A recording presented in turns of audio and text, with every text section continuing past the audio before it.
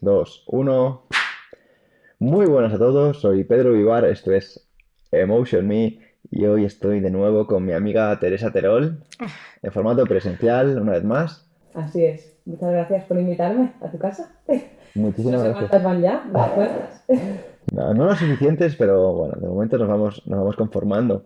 Y hoy es un día muy especial también porque vamos a hablar de tu último libro, Mentumami, que es un libro que nos va a ayudar a conectar cuerpo y mente en nuestra relación con la comida y muchísimo más, ¿no? Exacto. Pero antes de comenzar un poco a hablar de este libro, me gustaría también felicitarte por tu trayectoria, por este trabajo que llevas haciendo durante tantos años a nivel divulgativo, por, digamos, esa presencia que te estás creando desde hace tanto tiempo a través de pues esa divulgación, esa búsqueda, ese trabajo que no todo el mundo es consciente, ¿no? Nos quedamos muchas veces con los resultados, pero hay mucho curro detrás, ¿no? Y yo personalmente te quiero dar la enhorabuena. Pues muchísimas gracias porque como tú dices, el resultado no depende siempre de nosotros, pero en mi caso sí que hay mucho trabajo detrás y la verdad que pues agradecida, ¿no? de que lo resaltes, de que se vea y bueno, lo hago con gusto, pero la verdad que da gustito cuando te dicen, oye, qué guay. Es genial. Luego te querría preguntar un poco por eh, tu evolución, ¿no? Porque ya hace años que empezaste a divulgar con nosotros en Diario Estoico sobre Wow. estoicismo. Y ahora pues estás en muchos proyectos súper interesantes también y creo que va a ser genial para la audiencia recuperar esa parte. Pero volvamos al tema del libro. A mí me interesa muchísimo cómo, cómo con la cantidad de ámbitos de los que podrías divulgar, ¿no? Al final, psicología cognitivo-conductual, podrías hablar también de relaciones, de problemas de todo tipo dentro del ámbito de la psicología. Escogiste este, genera mucha curiosidad. Fíjate que en realidad yo para mí este libro, la idea inicial no es la que resulta. Es decir, la idea inicial es ese subtítulo de potencia una relación sana con la comida y en realidad es, entiéndeme, mentira. O sea, el libro, el 80% es mente umami y aún así podríamos hablar de por qué he hablado de mente umami y por qué empecé hablando de psiconutrición y acabo hablando de otra cosa que para mí es diferente. Si hablamos de por qué hablo de psiconutrición, que supongo que era la pregunta, en realidad todo me fue llevando. Es decir, yo creo que aquí hay una sinergia entre una parte personal y una parte profesional que me fue llevando por propios intereses personales a atajar este tema, a empezar a poner en práctica cosas de la psicología en mí misma, que todo este propio interés me llevó a divulgarlo, esta divulgación me llevó a que se me incluso reconociera por este ámbito y como que todo se fue alineando, ¿no? Al final hay una característica profesional, un interés personal y al final eso se manifiesta. Yo creo que detrás de cada persona que se involucra en un área, creo que suele o tiene sentido que cuando algo te apasiona tiene que haber también algo de ti, ¿no? En ello, no es simplemente buscar un resultado, buscar escribir un libro sobre un tema que, hostia, creo que va a ser de puta madre porque creo que es un tema que vende o creo que es un tema, no, no va por ahí, va porque es un tema que me entusiasma, que me apasiona, que para mí verdaderamente fue un obstáculo en el camino y que en búsqueda de resolver obstáculos encontré algo que además creo que puede ayudar a otros, ¿no? Entonces, esa era la idea de la psiconutrición, pero justamente al encaminarme a resolver esos problemas de psiconutrición en otras personas, que ya lo hago en consulta Ujú. y evidentemente divulgo, para mí resolver un problema de relación con la comida tiene mucho más que ver con otras cosas que no tiene que ver con la comida. Y ahí es donde nace lo que es el libro, que no tiene nada que ver, entiéndeme, más allá del último 20-30% en hablar de psiconutrición. Esto es algo realmente amplio porque de hecho tengo algunas preguntas que giran en torno a esto. Y antes de introducirlas, sí que me gustaría que desarrollaras justo lo que acabas de comentar, ¿no? Lo amplio que es lo que lleva a unas personas a tener una relación, como tú dices, que no es del todo sana y cómo son los orígenes que al final llevan a una persona a refugiarse en eso. Claro, es que qué narices es tener una sana relación con la comida, ¿no? Y ahí ya entraríamos en definiciones, que Ujú, siempre que entramos en definiciones, sea de lo que sea, se complica la cosa. Pero es que cuando hablamos de una sana relación con la comida, normalmente hablamos de, pues normalmente comer saludable, comer nutritivo. Y que alguien logre comer de una manera nutritiva y que coma de una manera sana y que se mantenga en un peso saludable. Y entonces entendemos que la persona tiene una sana relación con la comida. Cuando hay personas que tienen un peso saludable, hay personas que comen de una forma nutritiva y tampoco tienen una sana relación con la comida. Entonces, ¿qué es tener una sana relación con la comida? Me parece complejo, pero en este caso para mí es que seas capaz de comer de una manera suficientemente nutritiva pero en un equilibrio que incluye tu salud mental, que incluye que tú te sientas libre de ti mismo, que te sientas libre de tus impulsos, que tengas autocontrol, que sientas que en todo momento las decisiones para con la comida las tomas tú, que sientas que es adherente, que sientas que eres capaz de mantenerlo y sostenerlo, que tú comes a la comida y no la comida te come a ti. ujú. Y en ese caso eso va mucho más allá solo de comer nutritivo, va de encontrar un difícil equilibrio que en el camino de conseguir ese equilibrio, esa adherencia, esa difícil amistad con la comida en un mundo donde cada vez comer saludable, comer en ese equilibrio se complica tanto por las industrias, el marketing, por simplemente el entorno obesogénico, simplemente porque nuestro cerebro no está preparado para estar sometido a tantas dificultades, ¿no? de Ujú. elegir ciertos alimentos que nos hackean y tantas otras cosas. Creo que para mí, resumiendo, una sana relación con la comida es encontrar ese difícil equilibrio donde comer suficientemente nutritivo, porque esa es la finalidad de comer, nutrirnos, pero también disfrutando de esa parte hedonista, que no hay que negarla, que tiene la comida, encontrar ese equilibrio que nos permita estar en calma a la hora de nutrirnos y comer. A ver, lo que comentas, yo lo veo a veces tan simple, porque Claro. a mí me gustaría que me corrigieras, pero se podría resumir en que una persona tuviese autocontrol.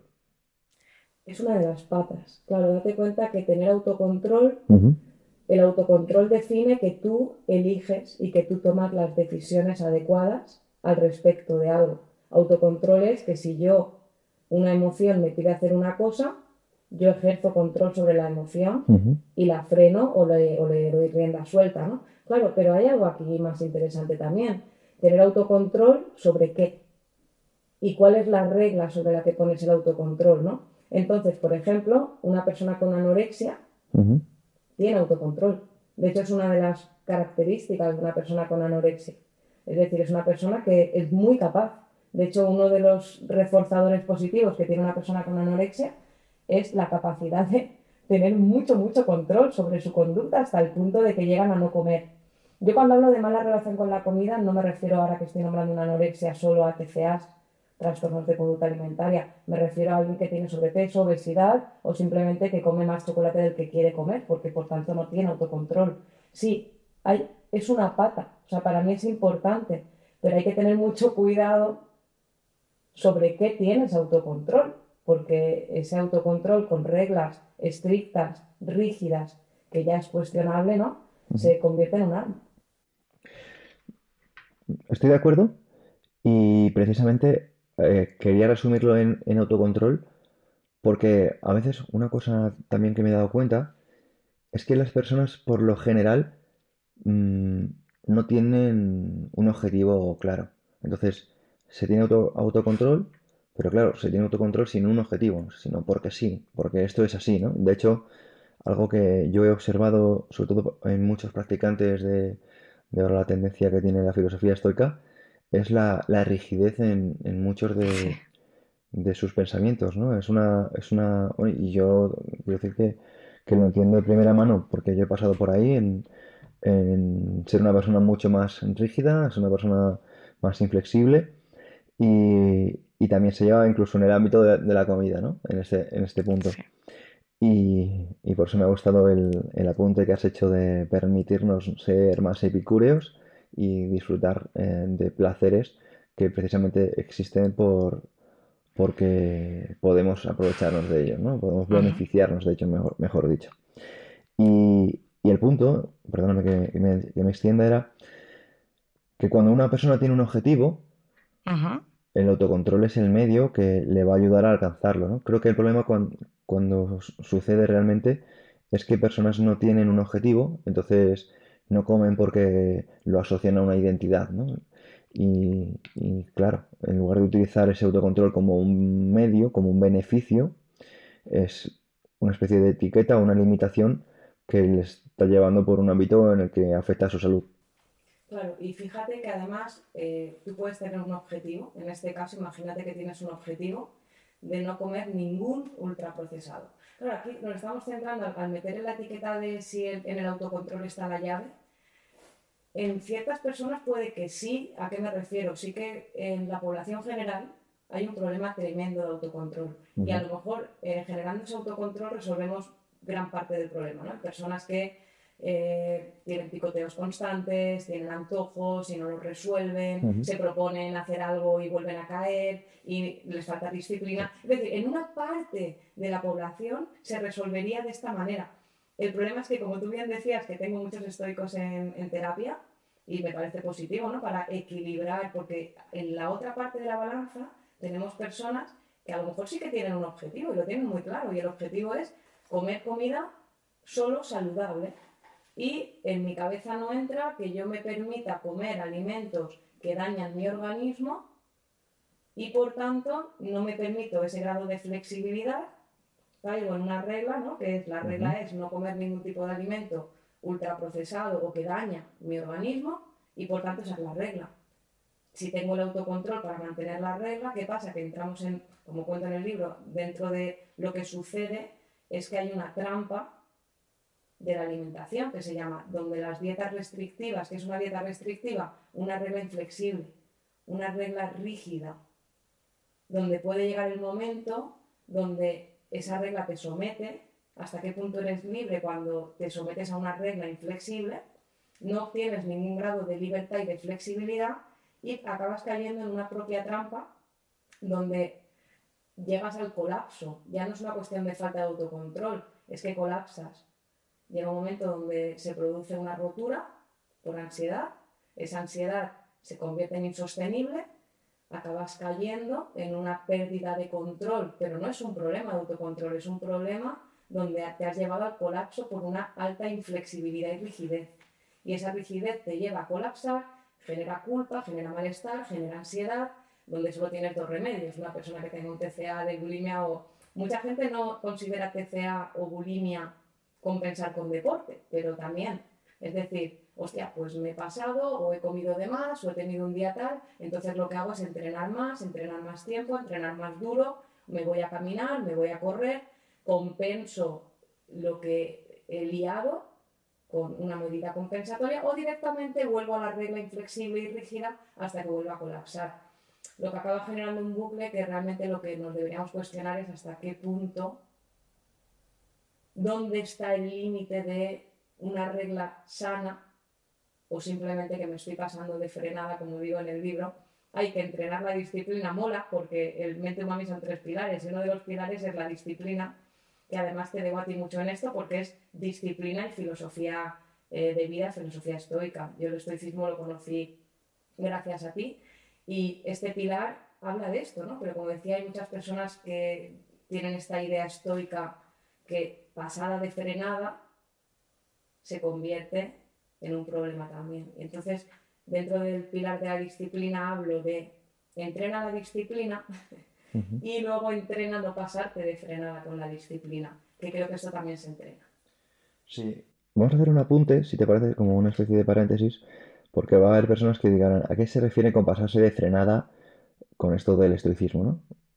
Y Mm, uno que se me ocurre es cuando alguien realmente está en un momento en el que no tiene ningún tipo de problema para comerse un postre cuando está en una fiesta con amigos, ujú, le apetece comerse el postre, pero dice, uff, no me voy a comer ese postre porque Marco Aurelio no lo haría. sí. Y yo le digo, bueno, primero no lo sabes si Marco Aurelio Ujú, lo haría o no, porque tú no estabas allí, no sabes si Marco Aurelio tenía una debilidad por el dulce de leche. Ujú. y si la tuviera, al final, si se castigaba o no por ella, ¿no? Entonces el problema es, ¿quién eres tú? Conócete a ti mismo, porque no eres esa persona a la que estás idolatrando por un momento, ¿no? Eres tú con tus propias circunstancias y un acto de amor propio es entenderte y conocerte. Exacto, 100%. Y cuando lo entiendas dirás, pues mira, me lo voy a comer porque me apetece o no me lo voy a comer porque no me apetece, pero no voy a dejar de comérmelo porque el estoicismo diría que estoy siendo una persona con poco autocontrol. Porque a lo mejor tienes mucho autocontrol en esto, pero en otros ámbitos de tu vida, pues a lo mejor no. Y Sí, realmente el punto interesante es la moderación. exacto. Para mí la disciplina es una muestra de amor propio. Ujú, Como tú bien acabas de decir, esa palabra para mí me parece clave. Otro de los pilares es autoestima y amor propio, pero es que para mí la disciplina es, como tú decías, un medio para poner en práctica el amor propio. Pero es que el amor propio nace de eso, nace de entender qué quiero. Has dicho una palabra muy importante, que es si me apetece me lo como, si no me apetece, claro, aquí yo creo que una de las cosas que suceden es que muchas veces no, es que yo no quiero comérmelo o yo quiero comérmelo y tenemos que distinguir me apetece de quiero. Pero ujú, claro, el quiero parte del autoconocimiento. O sea, ¿qué quiero? No, yo no quiero comer ultraprocesados, por ejemplo. O yo quiero comer ultraprocesados. No. A lo mejor no quieres, te apetecen, pero no quieres. Pero tú para saber lo que quieres, tienes que pasar por un proceso profundo de, como tú bien dices, conocer tu contexto, conocerte a ti mismo, conocer tus valores, conocer tus principios, conocer y entender tus límites también. Es decir, creo que entender que no somos seres perfectos y que pretender llegar a una perfección acaba convirtiéndose en algo que nos puede llevar a destruirnos. Es decir, pretender esa perfección que nos construimos en un ideal, en un Marco Aurelio, ¿no? Me acuerdo que para Diario Estoico escribí un artículo que era tomaría justamente Epicteto ultraprocesados, ¿no? Y para mí la respuesta en esa reflexión teórica, ¿no? Era que sí, los tomaría en su gris. Como yo digo en el libro, tú tienes que encontrar tu gris. Para mí encontrar tu gris va de la mano de lo que tú has dicho, de conocerte. O sea, encontrar tu gris es entenderte, conocerte, descubrirte. Y digo algo comúnmente que es, el gris es como las bragas o como los calzoncillos, tío, es intransferible. O sea, tú tienes tu gris y que no venga nadie a juzgar tu gris es tuyo. Y a lo mejor alguien me ve a mí tener 3 tabletas de chocolate y comerme chocolate y dice, ah, pues es que tu gris es muy oscuro, tu gris es muy claro. Mi gris es mi gris. Y mi gris es hoy. Y lo elijo yo. Y no me lo cuestiones porque es mío. Entonces, no podemos juzgar los zapatos de otro, no podemos pretender ser ni Marco Aurelio, ni Pedro, ni Tere, ni Paqui, ni Javier. Cada uno que sea quien sea. Es decir, cada uno tiene que ser él mismo y encontrarse. Pero en ese camino de encontrarnos a veces nos perdemos y nos dejamos llevar por reglas que cogemos de fuera, las ponemos en nuestro código y nos colapsan. Entonces ahí es donde está la magia, que en el libro hablo justo de esto, de que este pilar de la disciplina tiene fases. En la primera fase es conócete, entiéndete, descúbrete. Luego aprende y entrena disciplina para lograr acceder a esa idea de ti mismo. Y luego entrena ser flexible, que es no pasarte de frenada con la disciplina. Pero flipa que hay muchas capas y no solo es coger reglas de fuera, de dieta tal, dieta cual, ahora soy vegano, ahora mm. soy... Que entiéndeme que no digo que tú no puedas elegir comer o no comer ciertos alimentos, pero cógelo y elígelo entendiendo que es una regla no inflexible. Que no inflexible no quiere decir que no sea hoy sí, mañana también, como el amor. El amor justamente es que te elijo cada día. El amor nace de que yo hoy elijo estar contigo. Y mañana vuelvo a elegir estar contigo. Y pasado mañana vuelvo a elegir estar contigo. Entonces las reglas no inflexibles son reglas donde yo cada mañana, y si yo quiero no comer carne, me levanto y digo, quiero comer carne, no quiero comer carne. Pues ponte una etiqueta, sigo siendo, llámalo X, me da Ujú. igual. Pero lo vuelvo a elegir mañana. En el momento que tú no lo eliges cada día y tú no tienes la capacidad de no vivir determinado por una etiqueta, ya no eres libre. Ese punto es muy interesante porque yo estoy conociendo cada vez más a personas que estaban siendo ellas mismas etiquetadas a sí mismas, como por ejemplo como vegetarianas o como veganas, Ujú, que se están dando cuenta de que había momentos en los que su propia naturaleza les estaba pidiendo tomar huevos o tomar carne o tomar ujú, pescado y no lo estaban haciendo porque ellas mismas sentían que se estaban traicionando claro. cuando realmente se estaban traicionando por no hacerse caso a sí mismas. ¿Cómo abordamos esto, Tere? Es brutal eso, ¿eh? O sea, es como, y yo también conozco personas, no puedo, me comería ese trozo de lo que sea, quiero, de verdad quiero comerlo, pero Todo el mundo piensa que yo soy vegetariano, entonces si me lo como, ¿cómo voy a decir que he comido hoy que me lo está pidiendo el cuerpo algo de pescado? soy incoherente, Voy a soy ser incoherente, incoherente y ¿no? no solo voy a ser incoherente, sino me van a ver incoherente, no voy a generar confianza en los demás, van a pensar que no soy de fiar, van a pensar que cambio de opinión con mucha rapidez, ay, ay, ay, bueno, voy a seguir comiendo algo aunque sienta que necesite otra cosa para mejorar mi salud. Sí, aunque sienta que en este momento para mí tiene sentido. Es decir, imagínate que alguien, ¿no? Se me ocurre un ejemplo que me viene a la cabeza, una amiga Ujú, que no come carne, pero hay carne, va a sobrar y la van a tirar a la basura. Y su cabeza piensa, bueno, pues para que se tire a la basura, ya no es algo que yo estaría haciendo ujú, en este caso, ¿no? Es como, bueno, hasta donde yo he llegado, si esa persona en ese momento entendía que comiéndose eso, pero se sentía tremendamente mal si la come, claro. porque va en contra de lo que corresponde. Para mí aquí, fíjate que de esto puedes hablar tú más que yo, también, porque tienes un maravilloso libro, ¿no? Pero el arte de la coherencia, al final, que ese arte, que es ser coherente, pero ser coherente con lo que quieres, con lo que sientes y con lo que haces. Pero que para mí eso es una elección a cada paso.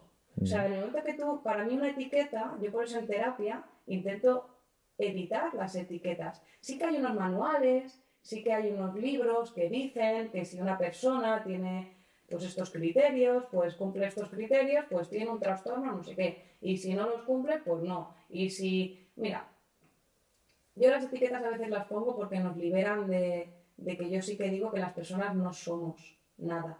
Tú no eres nada. mm, Tú te comportas y eso de alguna manera pues puede etiquetarse a veces en cosas, mm, pero tú no eres tu etiqueta. Entonces, mm, en el momento que tú no eres tu etiqueta, tú simplemente te comportas y si cambias de comportamiento, cambias de etiqueta, ¿por qué no nos quitamos todas las etiquetas, volviendo al tema de la alimentación en este caso, elegimos a cada momento sin tener reglas inflexibles? Que el cambio sea parte del camino, pero el cambio implica tener esa flexibilidad para poder cambiar. Entonces, para mí eso es no pasarte de frenada con la disciplina. El entender que en el momento que tú tienes una regla que decide por ti, ya no tienes esa libertad individual. Y bueno, para mí ese es uno de los pilares, ¿no? O sea, por eso te decía que yo, para mí, tener una sana relación con la comida va mucho más allá, pero mucho, mucho más de simplemente comer nutritivo. Va por un lado, es uno de los pilares de Mente Umami, entrenar esta disciplina, no pasarte de frenada y también entender todos estos juegos de arte de la coherencia, ¿no? Por decirlo así. Ahora quiero preguntarte, en relación a todo este tema que me parece verdaderamente fascinante, ¿cómo estamos ligados emocionalmente a algunos alimentos? Porque, claro, a veces no somos conscientes de que comemos alimentos porque tenemos una relación emocional con ellos y dejamos de comer alimentos de los que también tenemos una relación con ellos e incluso que hay una industria que conoce esto muchísimo mejor que nosotros y precisamente pues para eso utiliza, se me viene el ejemplo, ¿no? El Nestlé Jungli que te he sacado antes, que son un montón de animalitos así como muy, muy divertidos, ¿no? Muy Ujú, juguetones, que te están invitando a que te los comas, ¿no? O incluso se me viene también a la mente que a mí me encantan, mis padres, por ejemplo, en Navidades me regalan Kinder Sorpresa, me regalan ujú, como paquetes de Kinder Sorpresa, porque me lo regalaban de niño, entonces saben que me hace ilusión, ¿no? Entonces yo en Navidades hay que decir que no perdono y me pongo tibio, ¿no? Entonces yo siento que tengo una relación emocional con algunos alimentos y el identificarlo, pues a mí me, ujú. me ayuda muchísimo, ¿no? Pues para decir, pues no me lo voy a comer porque a lo mejor este año tengo dicha competición o quiero estar en un punto mejor o quiero estar en un punto peor y puedo gestionarlo, ¿no? Pero yo entiendo que esa relación puede estar muy presente en otros ámbitos. Por ejemplo, yo me he dado cuenta que hasta hace un tiempo que mi amiga Sara Moro Ujú, me estaba explicando todos los funcionamientos de las bebidas energéticas sin azúcar, ¿no? Con cero azúcar. Yo, por ejemplo, tenía ciertos rituales y es que me iba, cuando tenía a lo mejor un viaje en coche, ujú. yo me compraba una bebida energética, me da igual que sea un Monster, un Reign, un Red Bull, un Burn, me da igual, o sea, me las he Sí, bebido todas, te lo aseguro, con una barrita energética para en la gasolinera y era algo para mí inamovible porque yo lo asociaba como a que tenía una formación o que tenía un evento y lo tomaba aún sabiendo que eso no era algo sano, ¿no? Pero como tenía una relación de voy a hacer algo chachi, me lo permito, pues lo tomaba, ¿no? Ujú. Entonces, ¿podrías explicar que cuando comemos algo no es solo que comemos algo en sí, sino que tenemos una relación a veces con lo que estamos comiendo? Sí, es que a ver, yo también tengo una relación con esta taza.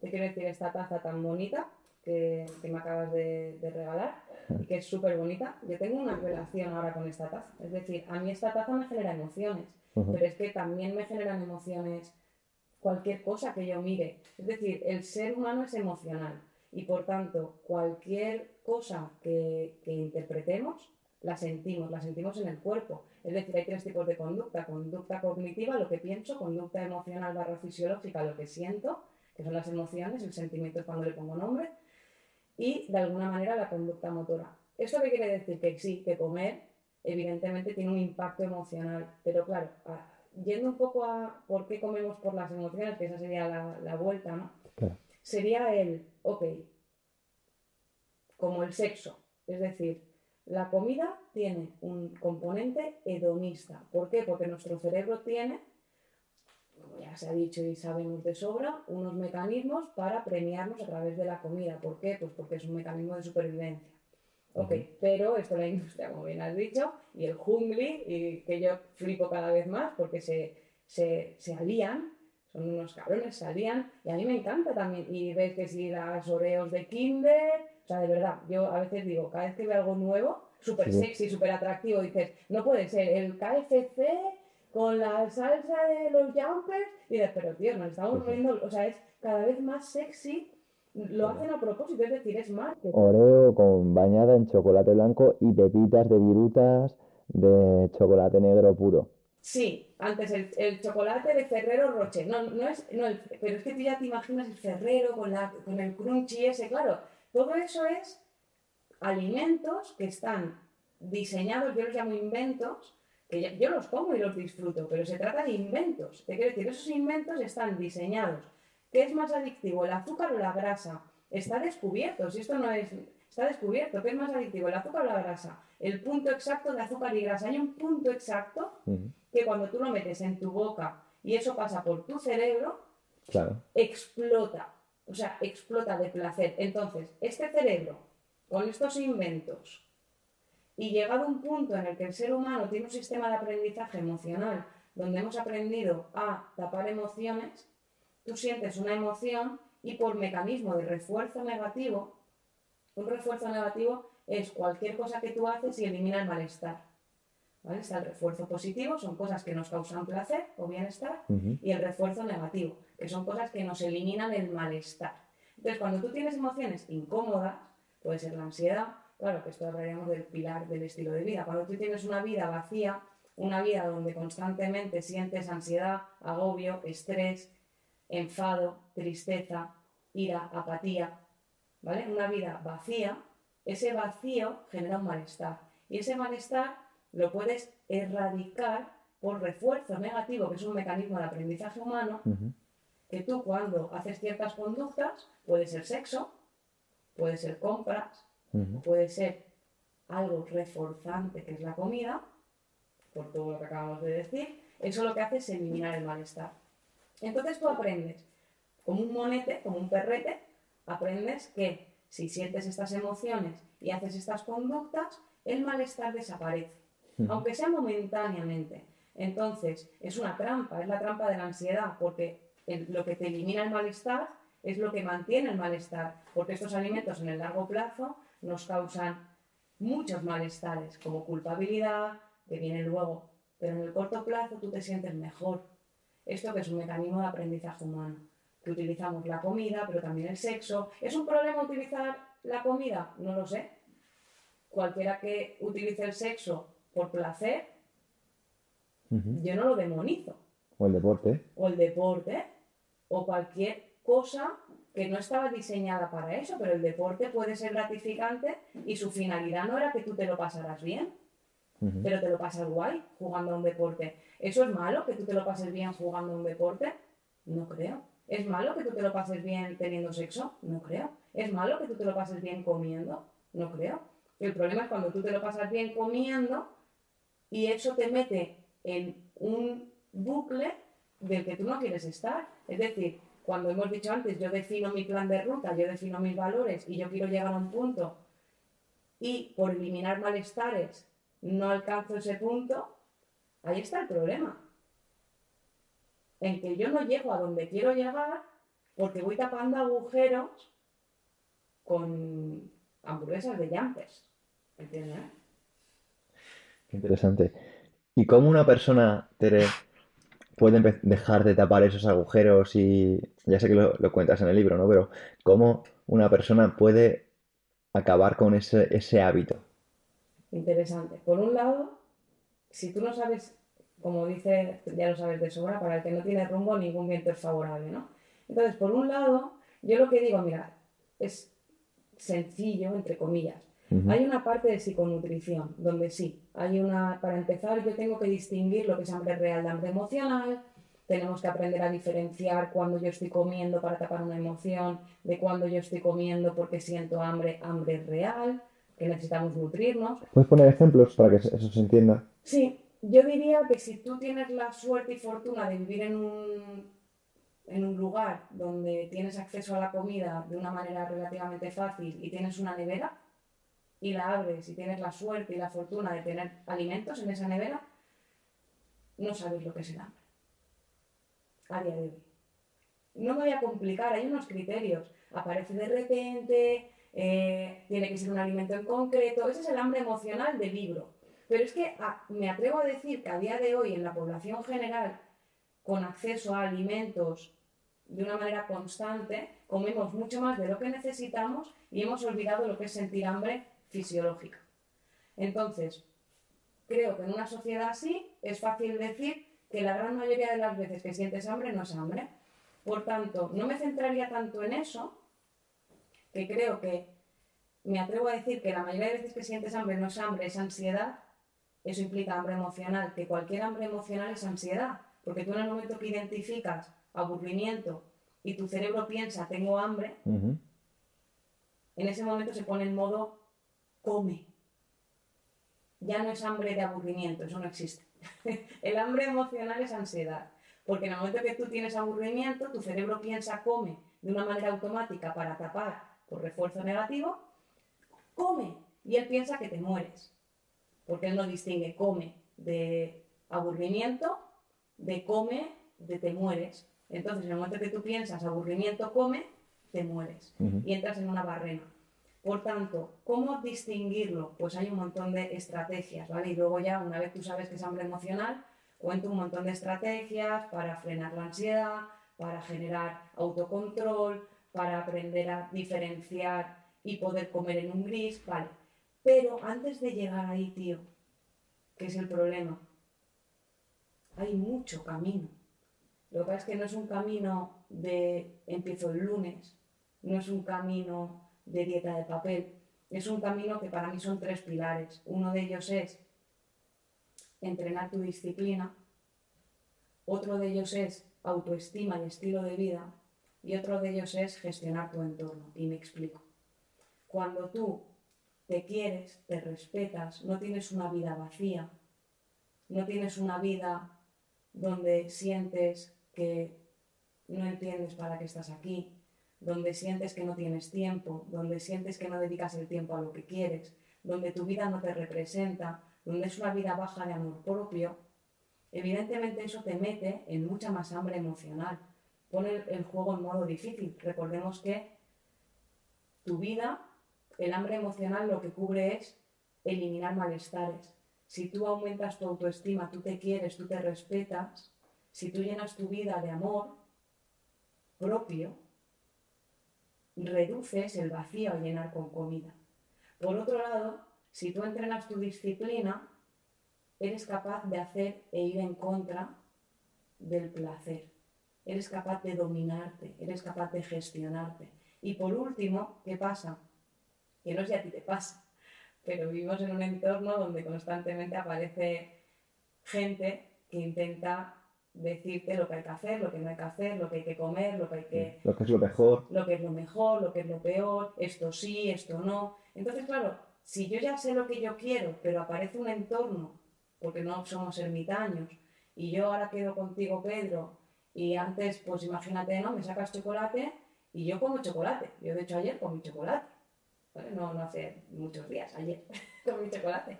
Pero yo ahora mismo no quería comer chocolate. Si yo, en cambio, vengo a tu casa y me parece maravilloso que me lo saques, pero yo no tengo autoestima, ni tengo la habilidad para decirte que no, y yo tengo miedo de que Pedro piense, y yo tengo miedo de que Pedro me diga o de que Pedro crea, y entonces yo cada vez que Pedro me saca chocolate yo me lo como, porque yo no sé decir que no, porque yo vivo con constante miedo a que mi entorno me cuestione.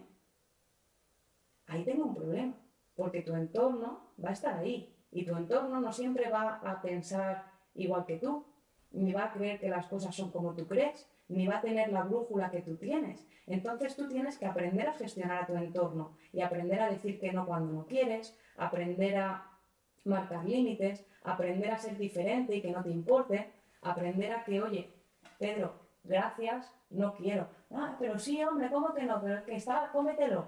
Que no quiero. Y que no me importe que me juzgues, porque entiendo que si me valoras me querrás por cómo soy, no por cómo tú quieres que yo sea. Pero claro, esto es complicado. Entonces, dentro de Mente Umami hay un pilar entero destinado a entrenar nuestra gestión social, a entrenar que el amor no todo lo puede, pero que al mismo tiempo, esto no sé si a ti te pasa, que seguro que como estás en este mundo del crecimiento personal probablemente te pase. Encontrarte personas que cuando generan una brújula sueltan todo su entorno antiguo porque son un lastre, porque son un freno. Y entonces les empieza a molestar ver a familia, porque mi familia es que... Joder, es que mi familia cuando voy, pues me ponen esto tal... Es tóxica. O es tóxica, o es que mi familia es tóxica porque, claro, todo el día comiendo y todo el día queriendo tal. Entonces se alejan de la familia, se alejan de los antiguos amigos. Eso está mal, está bien, ni bien ni mal, si el bien y el mal que es. Pero claro, el problema es que tenemos que aprender a que yo pueda estar cerca de personas que no piensan como yo, que no actúan como yo y que eso no me influya. No se trata de romper esas relaciones, se trata de gestionar el tiempo que pasas con la gente que compartes. Pero que si yo quiero a alguien y le he querido hace muchos años y le sigo queriendo, que su forma de comer no sea el motivo de que yo deje de verle, ¿no? O sea, no sé, digo yo. A ver, yo hace tiempo que asumí que todo es química. Todo es química. Cuando digo que todo es química, significa que yo soy química, pero mi padre también es química, pero mi amiga Tere también es química, y la persona que me escucha es química. Pero es que lo que comemos también es química. Y es más, respirar también altera nuestra química, cambia nuestra química. Por tanto, yo cuando escucho eso de, no, es gente tóxica, yo pienso, todo es tóxico, porque todo es química. Entonces yo soy tóxico el primero, yo soy tóxico. Y cuando asumo que yo soy tóxico en determinadas dosis, porque tú estás aquí conmigo ahora un rato, pero si tú en lugar de un rato pasas conmigo una semana, tú acabas cansadísima de mí y dices, quiero mandar a este tipo a fregar, por ejemplo, ¿no? Pero si pasas un rato, pues oye, incluso hasta te quedas con ganas de más. Pero entonces, en el momento que asumes esto, no solo de todo el mundo, sino de ti mismo, te vuelves una persona más respetuosa y empiezas a decir, no, es que tu familia no es tóxica, sino sencillamente que a lo mejor tu dosis con ella es elevada. Entonces, sencillamente, no renuncies, dedica el tiempo que tú consideres e incluso conviértete tú en algo menos tóxico, en algo que ayude a alcalinizar la relación que tenéis, en el que tú tienes más tolerancia, tienes más paciencia y eres menos perturbable. Entonces, si tú entiendes esto desde un punto de vista químico, te dirás, ¿cómo lo hago? Pues entiende que tu química cambia a través de tus acciones. Yo propongo el ejercicio físico, el conocimiento de tu respiración y demás, pero, por ejemplo, Tere nos habla precisamente de que lo que comemos afecta emocionalmente a esta química. Totalmente. Buah, qué buena la reflexión, ¿no? De la moderación, del equilibrio, de encontrar la dosis adecuada para cada cosa, ¿no? Y esto encaja mucho con lo que hablábamos antes del gris, que es Ujú. intransferible, porque la dosis mía con mi padre no va a ser la dosis tuya con tu padre. Cada uno tendrá, no, porque con un padre hay que compartir, o con un hermano, o con una amiga, hay que compartir. No, encuentra tu dosis para cada cosa, para cada persona, para cada lugar, para cada momento. Como tú has dicho, la química al final se traslada a acciones. Y para mí eso es lo complicado. Yo creo que tenemos a nivel de relaciones dos emociones predominantes, el miedo y el enfado. ¿Vale? Ujú. Y cuando yo siento miedo a que el otro me juzgue o miedo a que mi padre piense que no le quiero, como tú dices, si ajusto la dosis, ahí es donde nos cuesta encontrar la forma, ¿no? De marcar esos límites. Y yo aquí animo a que esto se entrena. Como tú decías, se puede entrenar a través del cuerpo, pero también a través de la asertividad, que es una palabra que al final es aprender a ser tú mismo, entendiendo y respetando la asertividad. Pedro, son tres patas, tío. La primera pata es coherencia y honestidad. ¿Vale? Ser coherente es que yo sé lo que necesito y sé cuál es la dosis. Yo sé cuál es la dosis que a mí me afecta de nuestra relación. ¿Vale? Soy honesto con eso, me conozco y soy coherente. Luego soy egoísta. Y esa palabra que suena mal normalmente, Ujú. para mí es muy necesaria y positiva, que yo me priorizo. Pero hay gente que se queda ahí. El otro día tenía un valiente que me decía, ya he entendido lo que es la asertividad, es que yo soy yo mismo y si te gusta bien y si no te gusta, también. Al final yo voy a ser yo mismo y voy a tirar para adelante y voy a hacer lo que yo necesito y voy a mirar por mí porque yo soy la persona más importante de mi vida. Si solo haces eso, tío, en una relación, te falta una pata, que es la amabilidad. Es decir, en una relación somos dos. Entonces, sí, yo me priorizo y a veces me priorizo y miraré por mí, pero también tengo que a veces mirar por ti y ser amable. En este equilibrio, de nuevo, en la dosis entre amabilidad y egoísmo, está la asertividad. Y esto se entrena. Así es. Y no sé si nos podrías a comentar sobre sabores o sobre algún tipo de alimento que tú consideres que sería interesante conocer por cómo nos afecta directamente. Fíjate que yo creo que no hay alimentos exactos que nos afecten de una manera exacta. Es decir, Ujú. cada alimento, hay gente a la que un aguacate le puede provocar una cosa y Sí. gente a la que un aguacate le puede provocar otra. Sabores, sí, por supuesto. Es decir, los sabores al final, el libro se llama Umami. Si hablamos de sabores como literalmente sabores, umami es un sabor. Sí. ¿Vale? Entonces, los sabores tienen un mecanismo, tienen un porqué, tienen un para qué. El amargo tiene un para qué, el dulce tiene un para qué, el salado tiene un para qué, ¿vale? El umami tiene un para qué. Entonces, eso está grabado en nuestro código genético, lo que pretendemos con cada sabor. El umami nos incita, es el sabor que nos anima a comer proteína. Entonces, cuando yo me apetecen cosas umami, es porque yo estoy buscando, de alguna manera, proteína.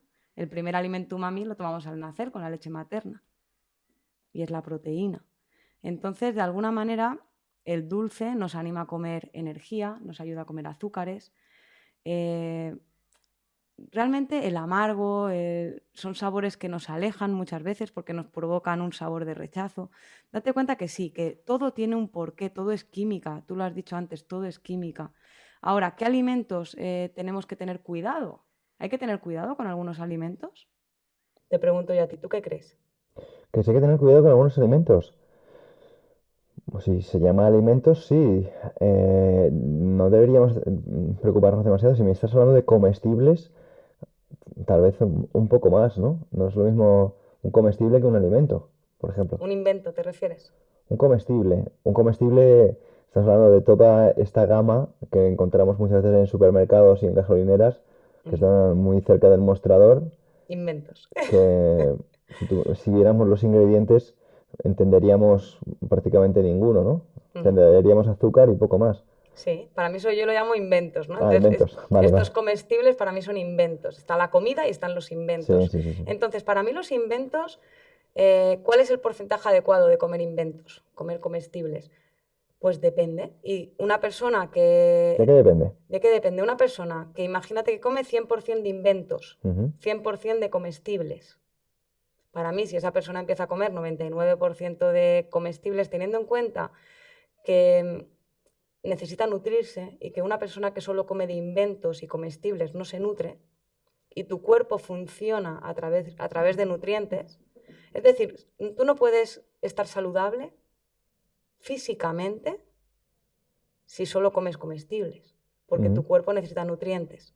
Ahora, Sí, hay un documental, que no sé si lo conoces, que se llama Super Size Me, que seguramente lo conozcas mejor que yo, y es de un hombre que hace la prueba de alimentarse un mes a McDonald's. Un mes. sí, exacto. Y ya a mitad de mes el médico le dice, por favor, deja esto porque te estás jugando la salud, ¿no? Por ejemplo. El tema es que tu cuerpo esos nutrientes los transforma, entendamos, como un coche la gasolina. O sea, es la energía que tu cuerpo necesita para tener sus funciones vitales en forma, ¿no?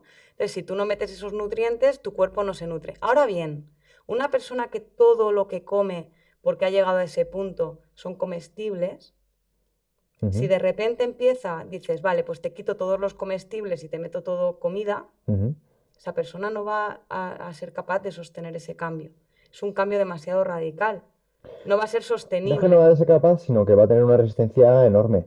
Claro, para mí ser capaz implica que tú logres gestionar la emoción y el impacto conductual que implica, es decir, hay entre la conducta, entre el objetivo Claro, me y tú. refiero que va a ser capaz siempre y cuando haya tenido un hecho traumático que, digamos, le provoque más dolor aún que volver a comer como comía. Por ejemplo, me viene un montón de casos, ¿no? Que yo mi etapa de dirigir un centro deportivo pues lo veía con mucha frecuencia. Muchos divorciados o divorciadas que tú les veías cómo se cuidaban su vida o sus hábitos, etcétera, pasaban a ser personas totalmente distintas Ujú. porque se veían, es como si se hubieran puesto espejos en su casa o algo así, o sea, no lo entiendo, o sea, lo entiendo, ¿no? Pero me hacía me generaba como mucha resistencia, ¿no? Yo veía una persona que se alimentaba de cierta manera, no hacía ejercicio, no se lo tomaba en serio, sufrió una infidelidad o un problema así con su pareja y no faltaba nunca, comía súper bien, era súper dedicado. Y Ujú. decía, wow, ¿no? Qué impacto eh, por un hecho traumático, ¿no? Quiero decir, o sea que yo no digo que no se pueda, yo digo que no es lo normal. No es lo normal y claro que es decir, por poder se puede, Ujú, claro que sí, es decir, igual que alguien puede dejar de fumar de la noche a la mañana, igual que hay muchas historias, seguro que hay millones de ejemplos de gente. De hecho, bueno, cualquier persona que se ponga a dieta un lunes, ujú, normalmente la gente come como el culo y el lunes se pone a dieta, ¿no? Y estas dietas que son, el lunes empiezas y pasas de ese 100% de inventos, ujú, 70% de inventos, 50% de inventos ujú. o comestibles a el lunes empiezo. Y el lunes empiezo es que hay más de un 80% de Sí, de comida, tasa de abandono y demás. ¿vale? Pero Ahí qué también has puesto pasa, otro ejemplo que tú cambias, pero tú cambias temporalmente, porque en realidad no hay un cambio profundo, es decir, estás cambiando por un porqué. sí. Por un porqué, porque yo quiero un cuerpo, porque yo quiero perder unos kilos, porque yo quiero Pero no ha recuperar a mi cambiado, mujer. total, pero no ha cambiado la identidad, incluso, ¿no? O sea, Exacto. ha puesto un ejemplo que es el dejar de fumar. Y hay un montón de personas que son capaces de dejarlo de un día para otro porque le Exacto. cambian la identidad en el sentido de mujeres que, por ejemplo, se quedan embarazadas y le cambia la identidad, ¿no? Ya no soy, por ejemplo, eh, Marta. Ahora soy una futura mamá. Y con esta etiqueta, con esta identidad, si quiero que mi hijo o mi hija del futuro nazca bien, que es algo mío y que yo voy a cuidar, voy a estar 9 meses sin fumar. Entonces esas personas pueden hacer ese cambio radical. Pero como tú dices, si no hay un cambio en la identidad, ¿no? Que esto lo explica súper bien James Clear, nosotros vamos a estar anclados a una acción, ¿no? Entonces no hay un cambio profundo en nuestra psique. Claro, ahí el problema es que hay un porqué, no hay un para qué. Es decir, cuando tú tienes un porqué, cuando Ujú, tú tienes el porqué de porque estoy embarazada, cuando tú tienes el porqué de porque tengo que recuperar a mi mujer, ujú, cuando tú tienes el porqué de perder 5 kilos, cuando eso desaparece, no ujú. está en ti, está fuera de ti. Cuando tú de Claro. repente recuperas a tu mujer, cuando tú de repente ya pares al niño, o cuando tú de repente lo que sea, de repente desaparece el porqué Ujú, y tú vuelves a tu misma manera de comer de antes. ujú. Claro, tal cual lo que, Puede ser, con mucha facilidad. con mucha facilidad. Para mí la clave está en cuando tú entiendes el para qué quieres cambiar. Y eso no está fuera, no es un motivo incipiente, no es un cambio brusco, no es radical. Rara vez estos cambios radicales Ujú, de la noche al día son sostenibles en el tiempo cuando desaparece la motivación, cuando desaparece el porqué o cuando desaparece el motivo. Es decir, no nace de dentro, nace de fuera. Entonces, para mí, estos cambios son la dieta del lunes, son el me ha dado un infarto y me he pegado un susto, entonces estaba comiendo como el culo, de repente me pega un infarto y me pongo a comer saludable. Cuando se me pasa el susto, vuelvo a comer como el culo. Entonces, para mí, los cambios, cuando tú decías qué porcentaje de comida o cuántos inventos o qué alimentos, para mí es ir mejorando de una manera consciente, adherente, encontrando los motivadores, encontrando el motivo real, que normalmente para mí suele ir mucho más de algo interno. Es decir, si tú tienes un motivador de tu mujer o de... no vas a llegar muy lejos. Tienes que encontrar verdaderamente esa identidad, ese para qué, que yo lo encuentro en cosas como, por ejemplo, tío, a mí me flipa, lo digo siempre, viajar. Entonces, para mí, que mi cuerpo me acompañe a viajar, que yo no tenga que estar en un hospital cada 2 por 3, que yo... claro, pero ten en cuenta que a mí hace un rato estamos hablando de anarcocapitalismo y tú has empezado a hacer de abogado del diablo, ahora me va a tocar a mí. Me encanta. Y claro, La y venganza. la venganza, ¿no? Y tú has dicho, ¿no? Que el cuerpo no es un impedimento, pero tú cuando comes alimentos procesados puedes viajar. Ajá. Sí, yo lo que me refiero es que si tú comes de una determinada manera, normalmente, lo que puede pasar a largo plazo, no en corto plazo, tú en corto Ujú, plazo puedes viajar. El problema es el largo plazo a dónde te lleva a comer de una determinada manera en un porcentaje superior al saludable físicamente. Es decir, ujú, la salud, comer saludable no es solo el físico, es la mentalidad. Por eso no podemos pasar del todo a la nada, porque la mente no va a acompañar al cuerpo. ujú. Tenemos que encontrar equilibrio mente-cuerpo en este equilibrio de porcentaje de saludable. Lo ideal para el cuerpo, pasar del todo a la nada.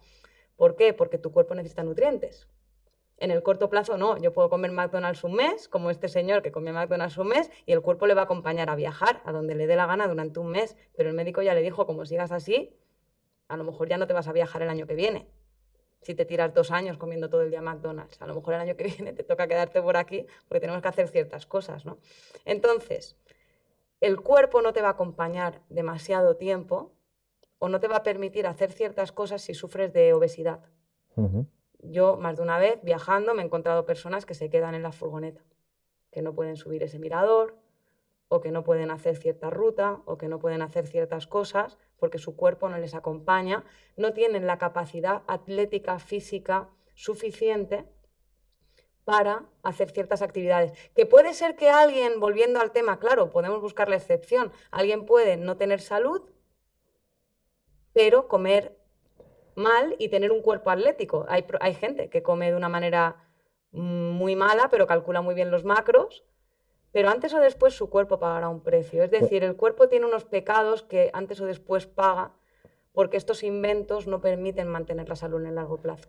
Pues yo aquí me apalanco un poco de una frase de una investigadora que es una médico americana, que no recuerdo el nombre, pero decía que la sociedad dice, is not overweighted, is undermuscled. O sea, viene a decir Muy bien, que las personas no es que estén con exceso de peso, sino que ese peso no es de músculo. 100%. Y justo has puesto tú el ejemplo de estas personas que se van a un mirador y ni siquiera pueden llegar a donde se supone que es la parte bonita porque no pueden acceder a ella. Y no pueden acceder a ella, yo creo que no tanto por la alimentación, sino porque estamos contemplando o estamos girando, yo creo que esta conversación, aunque creemos que la estamos haciendo al ámbito emocional y al ámbito nutricional, no estamos tocando algo que es igual de importante y que es otro mecanismo, que es el mecanismo del movimiento, que no está, que para mí no llega a los recursos mínimos.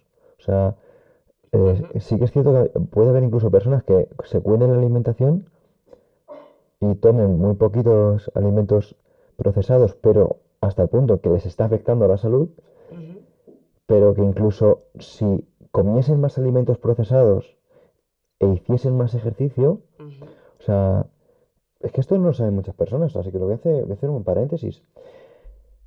El ejercicio físico actúa como un medio depurativo de toxinas Ujú, y no, o sea, es que se asocia mucho a la grasa, se asocia como ujú, a la grasa, pero el sistema linfático, sí, que es precisamente lo que está depurando todas las toxinas que va acumulando nuestro cuerpo cada vez que respiramos, cada vez que estamos en entornos tóxicos, cada vez que comemos alimentos que puedan tener eh, fitoquímicos o cualquier tipo de tóxico. Pues es este ejercicio lo que al final mueve toda esta toxina a través de nuestro hígado, de nuestros riñones y luego lo excreta. Pero claro, si nosotros no le damos ese movimiento de la linfa del cuerpo, precisamente estamos indefensos y muy probablemente inmunodeprimidos. ujú. Por tanto, algo que nos ayudaría muchísimo a, que yo sé que tú esto lo promueves, o sea, desde hace mucho tiempo, ¿no? Es el ejercicio físico, porque sí que es cierto que, vale, la nutrición, la relación con la comida es fantástico, pero el ejercicio, aunque muchas veces se vende como un parche, ¿no? Dices, no, es que estás parcheando tu relación con la comida cuando te vas a correr antes de ir a comer. Dices, sí, vale, lo estoy haciendo. Pero es que dime tú qué parche mejor que el ejercicio si me encanta comer y me encanta comer estas cosas emocionalmente tóxicas. Pero fíjate que para mí aquí has dicho algo muy guay que es como, vale, me parece perfecto. Aquí hay dos temas, Ujú. físico y mental. A nivel físico, cuanto más movimiento Y tengas, también lo tocas en el libro, o sea, cuanto más movimiento tengas, cuanto más nutritivo comas, ujú, a nivel físico mejor estarás. Evidentemente, no solo comer nutritivo o no solo moverte. Cuanto más nutritivo comas, cuanta más energía le des a tu cuerpo de calidad para que haga músculo, para que tenga músculo y que no tenga ujú. más grasa que músculo. Y esa es la parte física. Y luego el equilibrio está en qué porcentaje de deporte, qué porcentaje de ultraprocesados. Y habrá alguien que encuentre el equilibrio en moverse más para poder comer un porcentaje más alto de ultraprocesados. Y evidentemente, para mí hay algo importante que hablábamos antes de autoestima, de que si tú no te quieres, vas a tener más hambre emocional, pero no solo eso, es que si tú no te quieres, para mí, ¿qué es no quererte? Es no dormir, es no moverte. Lo cuento, son 6 hábitos para Sí, mí. Para mí hay 6 hábitos en el libro que esto no va de comer o no comer o de qué comer. Esto va de qué estilo de vida llevas y tal así llevas un estilo de vida, tal así comes. Y tiene mucho que ver con cómo te mueves, con cómo comes. totalmente. Y de Total. hecho, mira, voy a contar aquí algo así de salseo anecdótico. Y es que Tere me hizo repetirle el prólogo Porque yo me acuerdo que te empecé a hablar del libro y tú me dijiste, no, no, no, no, no, no, no, no, no me escribas sobre esto. Em, escríbeme sobre ti. Y yo diciendo, que te escribas sobre mí. Y dices, sí, sí, porque eh, al final lo que a mí me gusta de ti es tu estilo de vida, que es precisamente lo que sería una buena relación con la comida. Ujú. Y yo decía, wow, que El que me acaba de sacar Jungli, claro. Y claro, totalmente de acuerdo. total. Y estoy de acuerdo. Es decir, a mí que hoy me hayas sacado Jungli me habla de tu buena relación con la comida. Sí, yo te he sacado Jungli y yo no lo he comido. O sea, que decir, lo comí esta mañana tranquilamente y para mí fue como suficiente. Es como en plan, ya he probado mi dosis de veneno y además no lo tomo todo el año. Es una cosa que lo asocio siempre pues a días más oscuros, días más fríos. Me gusta también porque no todo el año me meto a -2 grados, por ejemplo, aquí que hace ahora mismo en Madrid. Y, y para mí es una especie de equilibrio, porque a lo mejor en verano, como no me expongo a este tipo de frío, pues digo, oye, pues no tengo esa necesidad de calorías extra, por ejemplo, ¿no? Ujú. Y es precisamente lo que al final tú tratas de expresar en el libro, incluso en este podcast, ¿no? Porque he tratado como hacerte una pregunta así trampa, y no, no, es verdad, no, y has respondido un poco, pues como creo que debería responder también cualquier profesional de la nutrición, que no es el caso, ¿no? Porque te he preguntado sobre alimentos y tú me has dicho que no es tanto el alimento, no es tanto el sabor, es tu relación con ese sabor, ¿no? Y en cambio, nos encontramos con los profesionales de la nutrición que no sé por qué motivo dicen, no, no, este alimento es el mejor, este alimento no lo comas, este alimento en esta dosis, este en esta otra, y yo pienso, n igual a uno, pero todavía creo que no ha avanzado tanto la nutrición como para unirla a la psicología. Por eso me gusta conceptos como tú sabes, ¿no? Y tú divulgas que es la psiconutrición e incluso la psiconeuroinmunología cuando se aborda desde un punto de vista individual y no desde un punto de vista de receta, como se estoy viendo también que hay algunas personas que lo hacen de esta forma, ¿no? Pero es que, ¿quién entrena como tú? Solo tú. No digo ni mucho ni poco. ¿Quién entrena Total. como tú? Solo tú. ¿Quién duerme como tú? Solo tú. ¿Quién utiliza la información y el cómo se nutre a nivel de información? Solo tú. Es decir, para mí, solo tú eres tú. Y esto no quiere decir que, claro, que no hay información objetiva sobre qué alimentos tienen X macronutrientes, micronutrientes y el cuerpo humano en nivel general, qué macronutrientes necesita mínimos, pero luego todo es mucho más relativo y todo es mucho más dependiente de otros factores que creo que nos tenemos que preocupar más en lugar de ver qué comemos o cómo comemos, que es la parte de psiconutrición o nutrición, nos tenemos que preocupar más de cómo dormimos. Nos tenemos que preocupar más de nuestra filosofía de vida, nos tenemos que preocupar más de cómo nos movemos, pero no me refiero solo a entrenar, sino que tengamos una vida de movimiento, de la naturaleza. Lo hablo en el libro también, el contacto con el sol. Eso influye un huevo en cómo comes. Ujú. El contacto con el sol, tú lo has dicho antes, cuando hace frío, cuando hace calor, no es lo mismo. Que tú estés en medios naturales, que tú te muevas. O sea, todo eso influye, pero mucho más en cómo comes, en qué comes y en cómo determinas tu día, que luego si es hambre real, si no es hambre real, si es que si está bien comer jungli o no está bien comer jungli, o cuánto jungli, o si lo he comido por la mañana ya no lo puedo comer por la tarde, o cuánto jungli es el correcto. Pues mira, yo qué sé, o sea, depende, Total. depende, porque hay un equilibrio mente-cuerpo y el cuerpo es complejo de muchos hábitos y la mente es compleja de un equilibrio único y tuyo. Y por tanto, entre este cuerpo y esta mente hay mucho trabajo, que es lo que intento con Mente Umami, ¿vale? O sea, en Mente Umami lo que intento es que dar un camino de autoconocimiento, una guía, una brújula para trabajar en todo lo que hemos hablado ahora, en cuáles son los hábitos y por qué. Doy un montón de información de por qué el sueño, por qué, entiéndeme, engordas más si no duermes, por Ujú. ejemplo.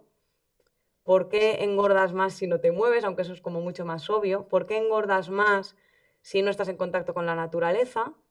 Pero es que ya no es engordar. ¿Por qué te sientes peor? ¿Por qué tu felicidad, entendida como plenitud, disminuye? Tu bienestar emocional, tu satisfacción vital con la vida. Me encanta que hayas hecho ese apunte porque no es engordar, no es engordar. Mira, nosotros cuando hacemos eventos en programación neuromotriz Ujú.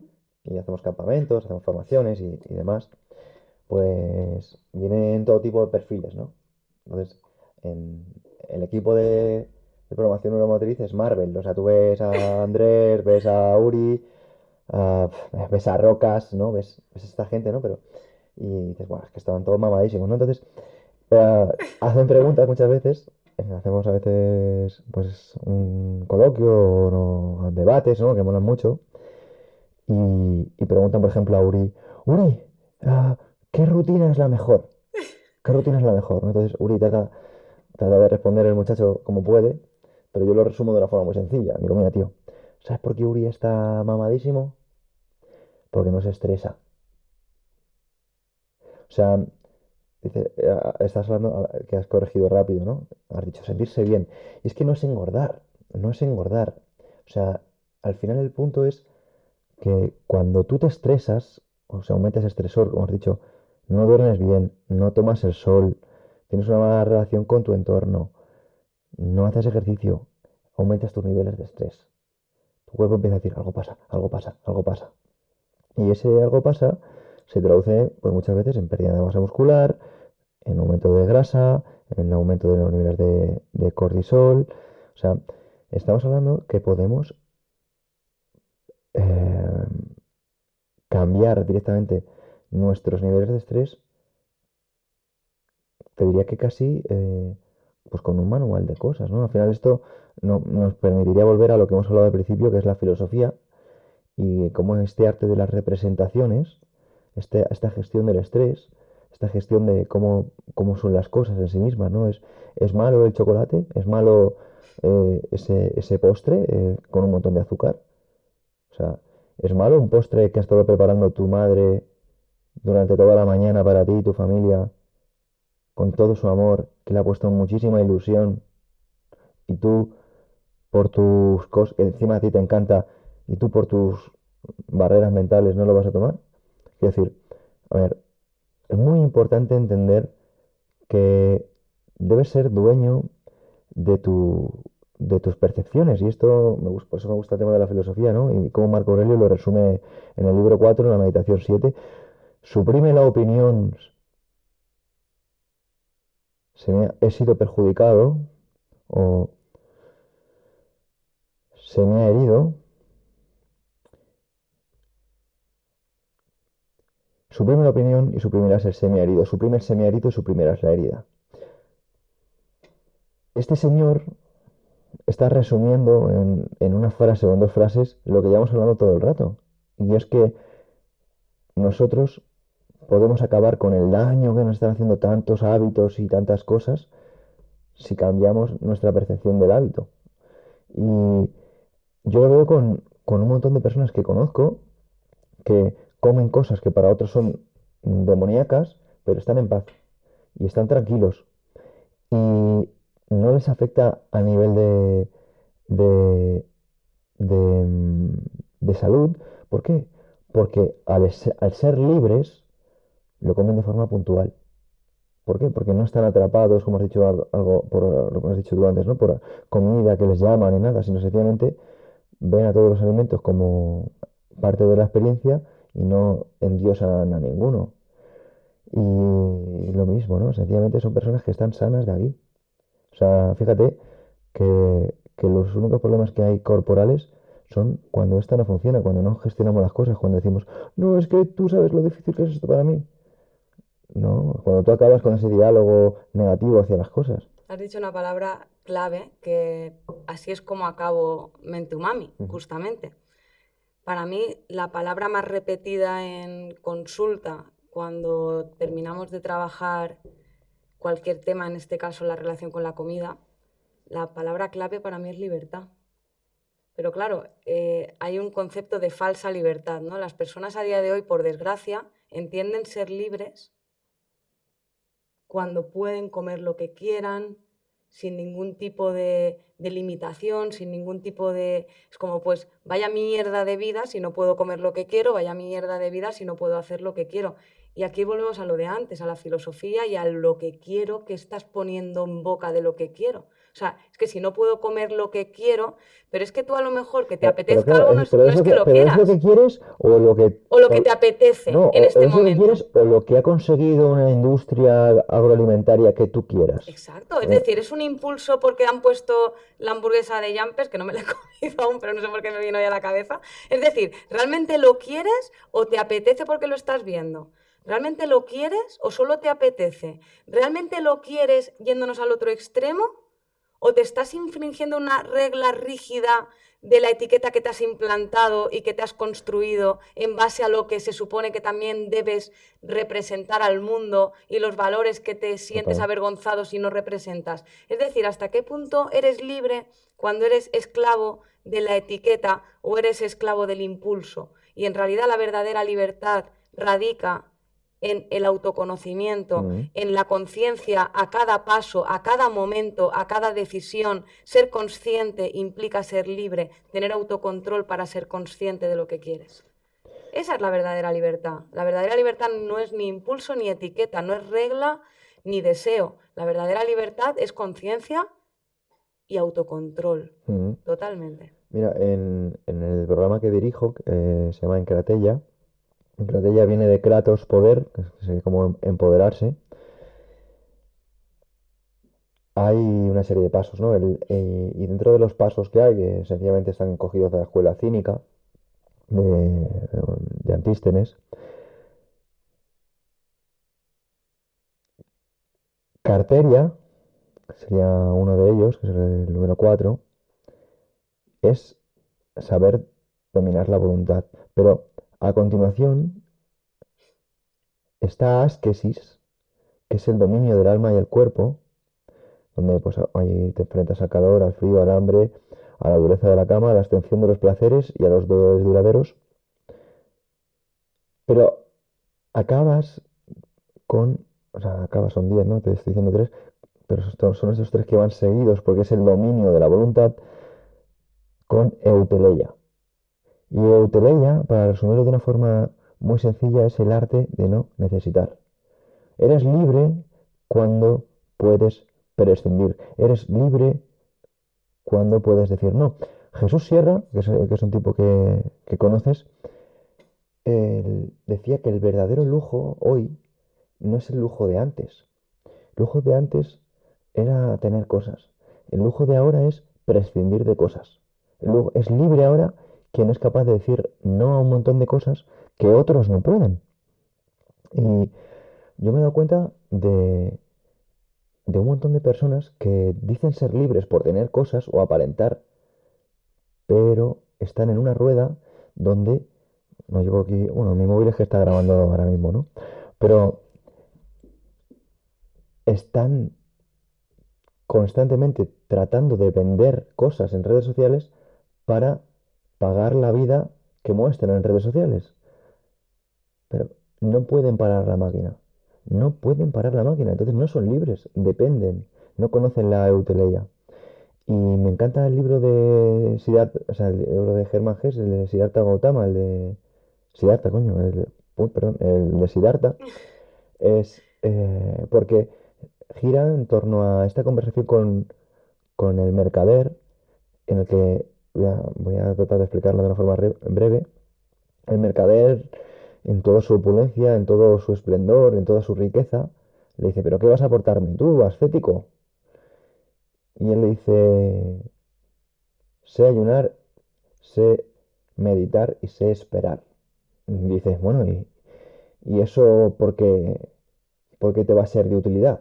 Dice, pues te voy a demostrar por qué tú me necesitas más que a mí.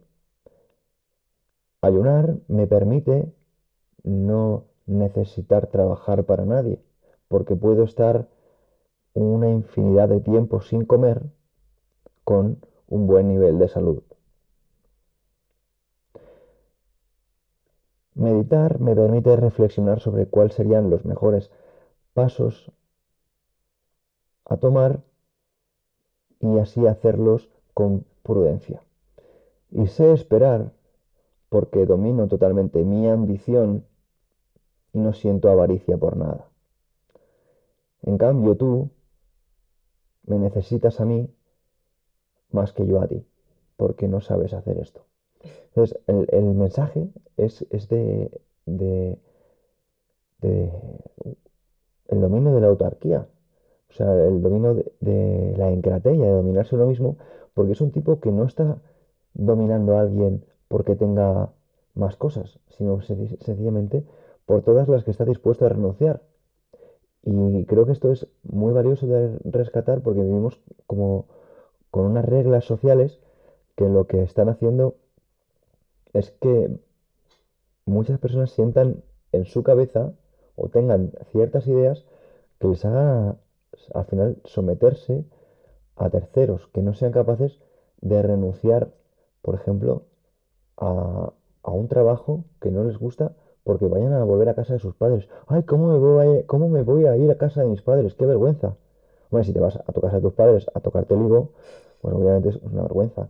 Pero si te vas a casa de tus padres porque no estás dispuesto a que se rían de ti y tienes un plan para recuperar tu dominio de tu vida o la dirección de tu vida, pues es otra historia, ¿no? Totalmente. Por ejemplo. Hay algo muy interesante que has dicho. Hay una historia que a mí me encanta, que va en la misma línea, ¿no? Que es, imagínate, la persona más rica del mundo. Ujú, Y aparece alguien cualquiera, ujú. y le dice, ¿tú crees que lo tienes todo? Le dice, no, no lo creo, yo tengo todo. Dice, no, yo tengo algo que tú no tienes. Un dinosaurio. Un dinosaurio, ojalá, pero de galleta. Entonces, yo tengo algo que tú no tienes. Y el otro dice, imposible. ¿El qué? Dice, suficiente. Ah, sí. Entonces, para mí ese cuento me viene a la cabeza porque para mí hay Eso es un... de Kurt Vonnegut. Es el cuento este que está en una sala con unos escritores. Sí, Y, es mucho más largo, es un cuento sí, mucho sí, más largo, bueno. pero para mí es clave esa idea, ¿no? Y de hecho en el libro, para mí, fíjate si es tan importante lo que estás diciendo de cara a justamente el equilibrio en la comida, pero ya no en la comida, en tu vida, que dentro de los hábitos de autoestima umami, que estaba alimentación, descanso, naturaleza, está uno que es minimalismo. Que minimalismo para mí es justamente el arte de no necesitar, que para mí es justamente la historia, por ejemplo, el hombre que tenía 2 volcanes. ¿No? Es como un Ujú, hombre que de repente decía que tenía 2 volcanes. ¿Por ujú. qué los tenía? Porque ¿qué es tener? Y volvemos al debate de antes, ¿no? Ya que volvemos al debate Claro. político, filosófico. Es decir, ¿qué es tener y qué poseo yo, ¿no? Es un hombre que poseía 2 volcanes porque los utilizaba. Entonces, realmente hay gente que tiene piscina, pero no tiene una piscina porque no la usa. No tiene tiempo para utilizar su piscina. O sea, tiene una piscina, pero no la usa. En cambio, hay gente que tiene una playa. ¿Por qué? Porque va a la playa y se baña. Es decir, hasta qué punto el tener no es tanto el tener como el utilizar. Y hasta qué punto realmente también el arte de no necesitar es algo que necesitamos entrenar, pero para todo, no para las cosas, también para las personas. Es decir, hasta qué punto yo en una relación de pareja, por ejemplo, Ujú, soy libre si yo estoy contigo porque tengo miedo de no saber estar contigo. claro. Si yo estoy contigo porque tengo miedo de que mi vida no sería feliz sin ti. Y en ese momento, cuando yo estoy contigo bajo esos parámetros, yo ya no estoy contigo porque te quiero, yo estoy contigo porque no puedo estar sin ti, dependo de Ah, ti de la para ser escasez. feliz. Entonces, si yo dependo de la comida para ser feliz, si yo dependo de mi pareja para ser feliz, si yo dependo de un coche, una casa, un teléfono móvil, un estatus, un dinero para ser feliz, no eres libre. Total. Y por tanto no eres libre ni de la comida, pero tampoco del resto de áreas de tu vida. Entonces, el arte de no necesitar, que también lo cuento en el libro, se entrena. Y hay tips, hay estrategias simples, sencillas, que no fáciles, para poquito a poquito construir una mentalidad que nos lleve a lo que digo al final, a la libertad en la comida, pero también a la libertad ante nosotros mismos, a la libertad que nos accede, nos permite acceder a lo más valioso, que esto los estoicos lo decían.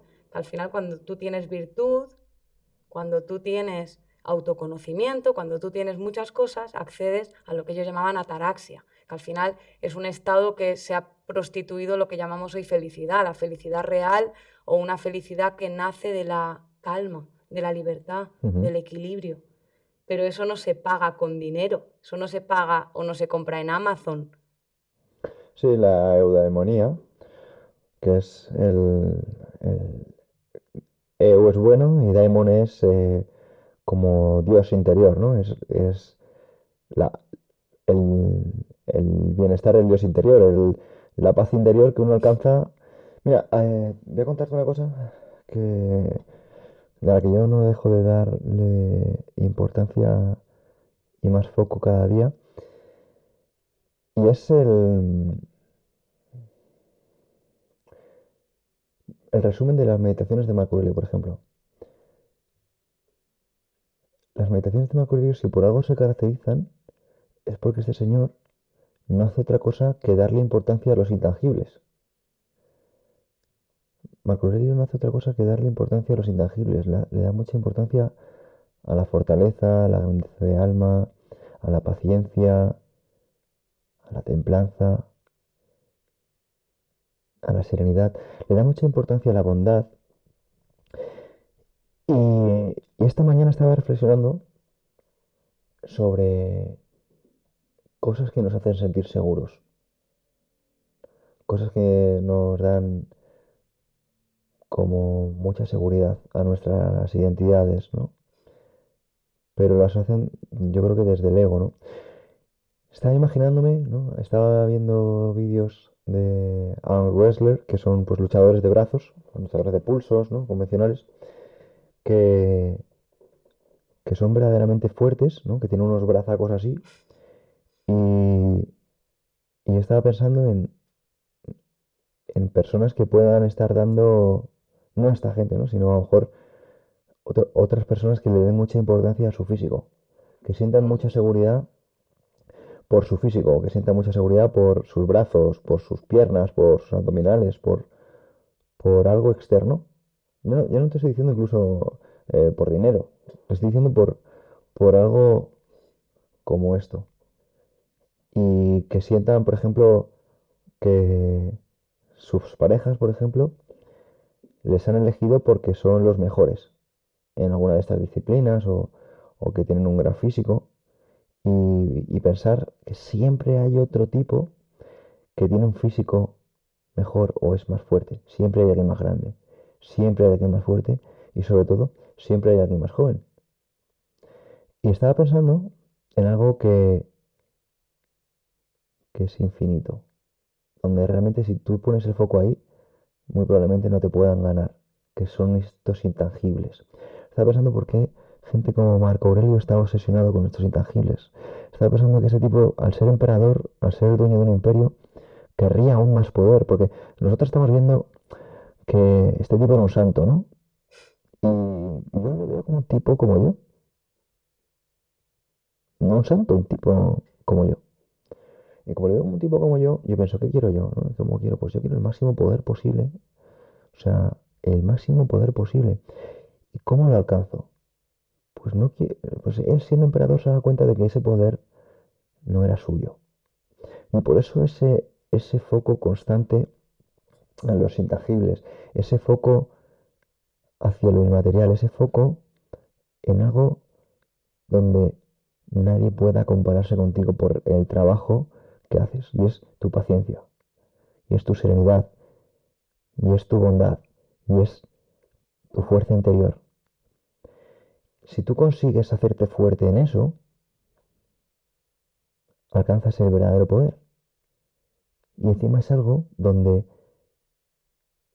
nadie puede compararse contigo, pero tú lo puedes sentir. Porque estas cosas, lo bonito es que a diferencia de lo que me decimos de los brazos y demás, no se pueden ver, pero se pueden sentir. Por ejemplo, sabes que existen. La gratitud tú no la ves, pero sabes que existe. La bondad tú no la ves, pero sabes que existe. La paciencia no la ves, pero sabes que existe. La disciplina, el autocontrol no los ves, pero sabes que existen. Entonces yo pienso, wow, es que el verdadero poder estaba ahí. Y realmente siento que este tipo, este Marco Aurelio, desde esa ambición desmesurada, por muy, obviamente, gran persona que fuera, estaba en ese poder interior, en en esa gestión del daimón, porque él sabía que el daimón lo iba a trabajar hacia adentro y para él, y que desde ahí, obviamente, iba a tener un reflejo exterior.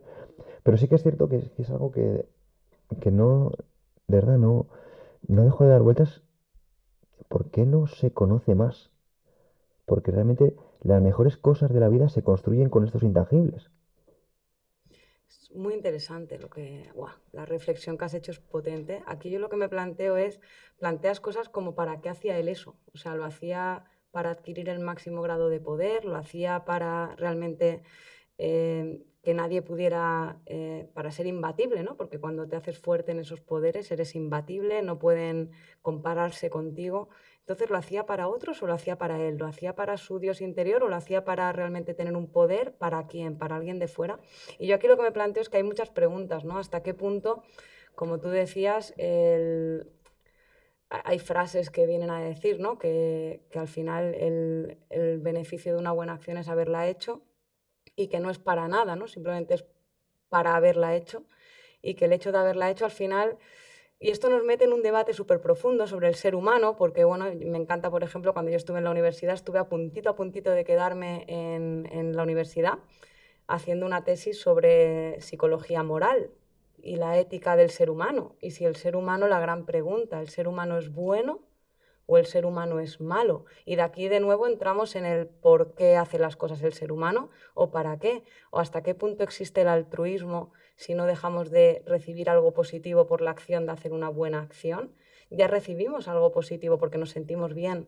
Cuando tú eres coherente te sientes bien, cuando tú eres congruente te sientes bien, cuando tú eres bondadoso te sientes bien. Entonces, realmente, ¿para qué lo haces? ¿Lo haces para haber hecho una buena acción o lo haces porque cuando lo haces te sientes bien?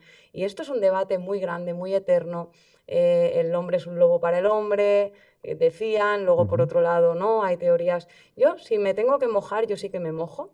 ujú, Yo si tuviera que decirlo, en mi opinión y tras haber estudiado muchísimo al respecto de la bondad o la no bondad del ser humano o el para qué hace las cosas, yo creo que no sé para qué la hace, pero sí que creo que lo raro es que haya una mala intención. O sea, el ser humano no suele hacer las cosas por maldad, eso sí que lo creo, no creo que, pero aunque a veces sea ni siquiera tampoco por bondad, es decir, no sé para qué lo hace, pero creo que no hay maldad. O sea, yo creo que cuando hacemos las cosas estamos simplemente en ese Dios interior, estamos en ese ego, estamos dentro de nosotros y dentro de nosotros hay conciencia social, dentro de nosotros hay capacidad de conectar con la empatía, hay capacidad de entender la justicia, lo bonito, la belleza, el interés común, ujú. pero está dentro de nosotros, por tanto sigue siendo ego y sigue siendo